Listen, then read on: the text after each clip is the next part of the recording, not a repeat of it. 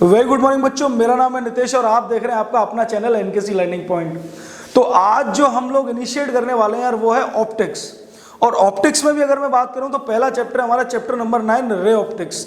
ठीक है, तो आज हम लोग इनिशिएट कर रहे हैं अपना रे ऑप्टिक्स। अच्छा, रे ऑप्टिक्स की अगर बात करें, कोई फालतू की बात नहीं, सिर्फ पढ़ाई को लेकर बात करते हैं। रे ऑप्टिक्स को बात करें तो रे ऑप्टिक्स दो पोर्शंस में डिवाइडेड है आपका। First one is reflection. Reflection chapter हुआ करता है आपका, एक मतलब पोर्शन हुआ करता है चैप्टर के अंदर। And the second one is refraction. Refraction यार, रिफ्लेक्शन और रिफ्रैक्शन के बारे में बात करें तो थोड़ा सा आप लोग क्लास 10th में पढ़ के आए हुए हो, यानी क्लास 10th में जो आपने पढ़ा था चैप्टर कि मिरर्स हुआ करते थे कुछ, और डिफरेंट डिफरेंट पोजीशंस पे आपने ऑब्जेक्ट रख के देखे थे और उसी के बेसिस पे कुछ अलग अलग इमेजेस फॉर्म हो रही थी। तो वो पोर्शन था आपका रिफ्लेक्शन का, वो पोर्शन था आपका रिफ्लेक्शन का। उसके बाद आपने याद होगा थोड़ा सा रिफ्रैक्टिव इंडेक्स पढ़ा होगा क्लास 10th में। कोई एक ग्लास की स्लैब थी, याद आ रहा है कुछ? हाँ बिल्कुल बिल्कुल, वो था आपका रिफ्रैक्शन वाला पोर्शन। तो यानी थोड़ा थोड़ा हम लोग रिफ्लेक्शन और रिफ्रैक्शन दोनों ही क्लास 10th में पढ़ के आए हुए हैं। अब हम लोगों का जो अपडेटेड सिलेबस है क्लास 12th का, रिफ्लेक्शन पोर्शन यार हटा दिया गया है। रिफ्लेक्शन पोर्शन आपका हटा दिया गया। आपके सिलेबस में क्या बचा है? सिर्फ और सिर्फ रिफ्रैक्शन। चलिए, पढ़ना तो हमें रिफ्रैक्शन ही है, लेकिन कुछ छोटी छोटी चीजें जो रिफ्लेक्शन में होती हैं और यहाँ जरूरत पड़ेगी उनके बारे में बात कर लेते हैं। सबसे पहले यार आपको पता होगी कि रे क्या होता है। सबने डेफिनेशन पढ़ी हुई रे की। तो रे की डेफिनेशन की बात करें तो क्या है? It is the path, it is the path along which light travels. It is the path along which light travels, यानी लाइट जिस रास्ते के अलॉन्ग ट्रेवल करती है उस रास्ते को ही आपका रे के बाद अगर हम लोग बात करें तो हमने एक टर्म पढ़ी थी यार, बीम। यानी आपको बहुत अच्छे से पता है, जब बहुत सारी रेज यानी दो या दो से ज्यादा रेज जहां मिल जाती हैं तो वहां क्या बनाती हैं? बीम बनाती हैं। तो इसकी डेफिनेशन क्या हो जाएगी बेटा? Bundle of rays. Bundle of rays. यार ये डेफिनेशंस आएंगी नहीं आपके एग्जाम में, टेंशन मत लो, ये छोटी छोटी बातें नहीं पूछी जाएंगी, पर पता होना चाहिए अगर हम लोग रे ऑप्टिक्स पढ़ रहे हैं तो हमने क्या पढ़ा? रे क्या होता है? It is the path along which light travels, यानी जिस रास्ते में आपकी लाइट ट्रेवल करेगी उस रास्ते को ही रे बोला जाता है। अगर मैं बात करूं बीम की, तो बहुत सारी रेस का कॉम्बिनेशन क्या कहलाता है बेटा? बीम कहलाता है।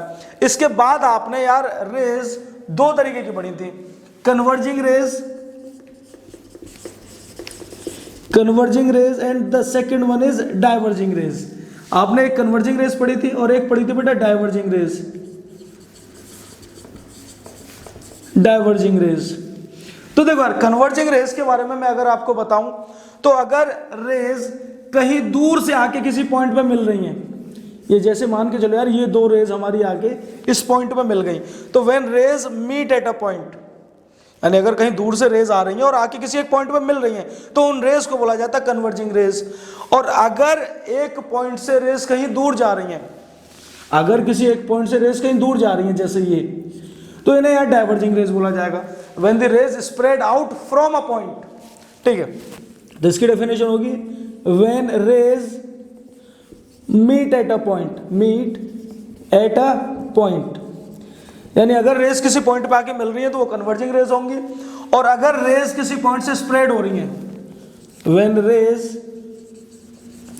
Spread out from a point, spread out from a point, अगर रेस किसी एक पॉइंट से स्प्रेड आउट हो रही है तो ऐसी रेस को बोला जाएगा डाइवर्जिंग रेस। तो मेरे हिसाब से बहुत बेसिक सी बातें हैं, आप लोगों को पहले से भी बताऊंगी, लेकिन मेरी जिम्मेदारी है कि अगर मैं आपको रे ऑप्टिक्स कंप्लीट करा रहा हूं तो मैं आपको सारी बातें बताऊंगा। तो मैंने क्या बताया आपको? सबसे पहले रे के बारे में बात की हमने कि रे होती क्या है। रे वो रास्ता है या वो पाथ है जिसके अलॉन्ग लाइट ट्रेवल करती है। बहुत सारी रेस मिल जाएंगी तो बेटा बीम बना लेंगी। और अगर बात करें रेज, तो रेज दो तरीके की होंगी हमारी, converging rays and the second one is diverging rays. थोड़ा सा गला खराब है तबीयत खराब होने की वजह से, लेकिन आपके लिए वीडियो शूट करना भी ज़रूरी है, तो इसलिए थोड़ा सा तो एफर्ट्स को देखते हुए वीडियो को लाइक ज़रूर करना, ठीक है। और अपने दोस्तों के साथ भी शेयर करना अगर आपको लगती है कि वीडियो हेल्पफुल है। आई नो वीडियो हेल्पफुल ही होगी, अगर हेल्पफुल नहीं होती तो मैं इतना काम नहीं करता आप लोगों के लिए।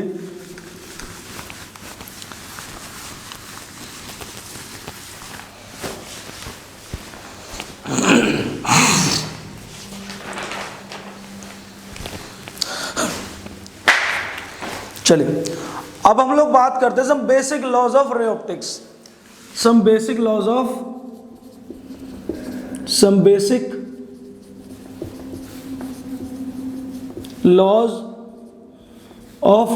रे ऑप्टिक्स। यानी अगर रे ऑप्टिक्स पढ़ रहे हैं तो रे ऑप्टिक्स के कुछ बेसिक से लॉज के बारे में बात करते हैं। पहला है बेटा law of rectilinear propagation, law of rectilinear propagation. ये लॉ क्या कहता है बेटा, ये लॉ ये कहता है कि अगर लाइट किसी मीडियम में ट्रेवल कर रही है, अगर लाइट किसी मीडियम में ट्रेवल कर रही है और उस मीडियम के अंदर आप कोई बदलाव नहीं करते, यानी अगर लाइट किसी मीडियम में ट्रेवल कर रही है, अगर जैसे मैं इस बोर्ड को एक मीडियम एज्यूम करूं, मैं बोलूं ये बोर्ड है ना पूरा एक सिंगल मीडियम है, इस बोर्ड को मैं एज्यूम कर रहा हूं एयर, मैं इस बोर्ड को क्या एज्यूम करा रहा हूं, एयर एज्यूम करा रहा हूं। तो अगर लाइट इस मीडियम में ट्रेवल करेगी तो बेटा वो अपना एक सीधे रास्ते पे ट्रेवल करेगी, कभी भी अपने रास्ते के अंदर कोई भी बदलाव नहीं करेगी। ये है लॉ ऑफ रेक्टिलिनियर प्रोपोगेशन। यानी अगर if light travels in a homogeneous medium, if light travels in a homogeneous medium,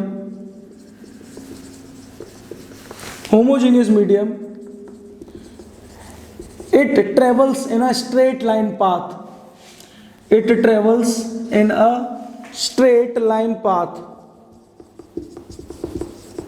straight line path।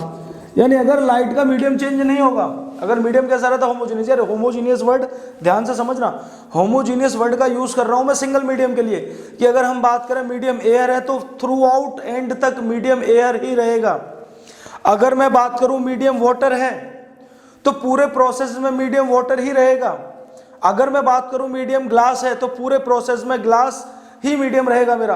तो अगर मीडियम सेम रहेगा तो उसे बोला जाएगा बेटा होमोजीनियस मीडियम। तो लाइट की एक प्रॉपर्टी है बेटा कि अगर मीडियम होमोजीनियस है तो लाइट एक सीधे रास्ते पे चलती है, वो अपने आप अपने रास्ते में कोई भी बदलाव नहीं करेगी। ठीक है, तो ये पहली प्रॉपर्टी। दूसरी प्रॉपर्टी है बेटा law of reversibility of light, law of reversibility of light. यानी कहने का तात्पर्य यह है कि अगर लाइट ट्रेवल कर रही है बेटा, जैसे ये लाइट ट्रेवल की इस डायरेक्शन में, और अगर आप इसका रास्ता बदल देते हो, मतलब इसका डायरेक्शन चेंज कर देते हो, जैसे लाइट यहां तक पहुंचाई और आपने इसको किसी भी तरीके से वापस भेज दिया, तो ये उसी रास्ते पे होके वापस आएगी जिस रास्ते पे से ये गई थी। यानी लाइट रिट्रेसेस इट्स पाथ, ये है law of reversibility. Light retraces its path, light अपना रास्ता खुद ढूंढ लेती है, जिस रास्ते से वो गई थी उसी रास्ते से वापस आएगी। तो ये हमारा second law, law of reversibility of light. यानी जिस रास्ते से, अगर ये रास्ते से आपने लाइट को भेजा बेटा और आप कहीं आगे जाके इसका डायरेक्शन किसी भी तरीके से बदल देते हो, तो ये उसी रास्ते से वापस आएगी जिस रास्ते से ये गई थी। तो ये दो लॉ हैं, आप इसे नोट कर लीजिए, मैं रब कर रहा हूं। अगर आप स्क्रीनशॉट लेना चाह रहे हैं तो स्क्रीनशॉट ले लो। चलिए आगे बात करते हैं तीसरे लॉ की, law of reflection.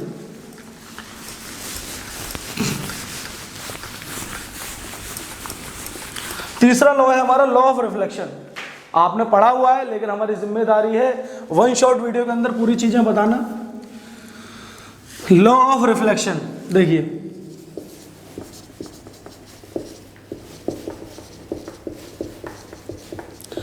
Law of reflection क्या कहता है कि अगर लाइट किसी मीडियम पे आके स्ट्राइक करती है, अगर लाइट की कोई भी रे किसी मीडियम पे स्ट्राइक करती है तो उसका कुछ पोर्शन उसी मीडियम में वापस चले जाता है। जैसे ये हमारे पास एक मीडियम है, ये हमारे पास कोई भी एक मीडियम था।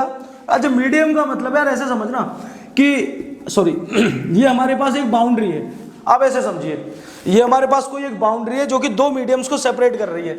तो अगर लाइट रे इस मीडियम में यहाँ आके स्ट्राइक करती है तो कुछ लाइट उसी मीडियम में वापस चली जाती है।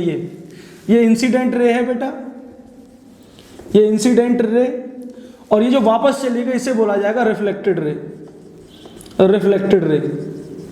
ठीक है, और यहाँ पे बेटा एक नॉर्मल बनाया जाता है और ये है हमारा एंगल ऑफ इंसिडेंस और ये है हमारा एंगल ऑफ रिफ्लेक्शन। ध्यान से समझना, अभी रिफ्रैक्शन पे नहीं आए हम लोग, अभी हम लोग थोड़ा सा बेसिक की बात कर रहे हैं इस चैप्टर में।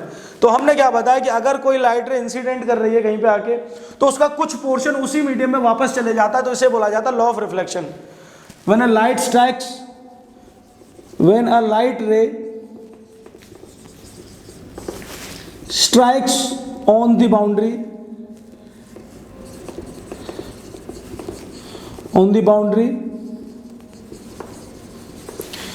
of separation of two medium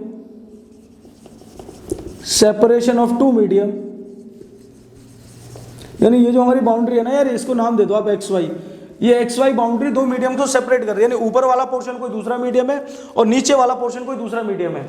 तो अगर लाइट इस मीडियम में से आ रही थी और टकरा के इसी मीडियम में वापस चली गई तो इसे बोला जाता है लॉ ऑफ रिफ्लेक्शन। यानी ये रिफ्लेक्शन का प्रोसेस है जो कि हमारे सिलेबस से वैसे डिलीटेड है, यानी अगर ये सिलेबस डिलीटेड ना होता तो ये सारी चीजें हमें पढ़नी होती, लेकिन अब हमें बस इसका बेसिक पढ़ना है। तो ये लॉ क्या कहता है, when a light ray strikes on the boundary of separation of two medium, some portion of light sent back in the same medium, ये है यार हमारा लॉ ऑफ रिफ्लेक्शन। यानी अगर लाइट किसी बाउंड्री पे स्ट्राइक करती है और स्ट्राइक करने के बाद उस लाइट का कुछ पोर्शन उसी मीडियम में वापस चले जाए तो इसे बोला जाता है रिफ्लेक्शन का प्रोसेस। तो लॉ ऑफ रिफ्लेक्शन में हमारे दो लॉ आते हैं। पहला तो है angle of incidence equal to angle of reflection. ध्यान से पढ़ना यार, ये पता ही होगी आप लोगों को कि अगर लाइट किसी मीडियम पे स्ट्राइक कर रही है और टकरा के वापस चली जाती है तो इंसिडेंस एंगल और रिफ्लेक्टेड एंगल आपका सेम होता है।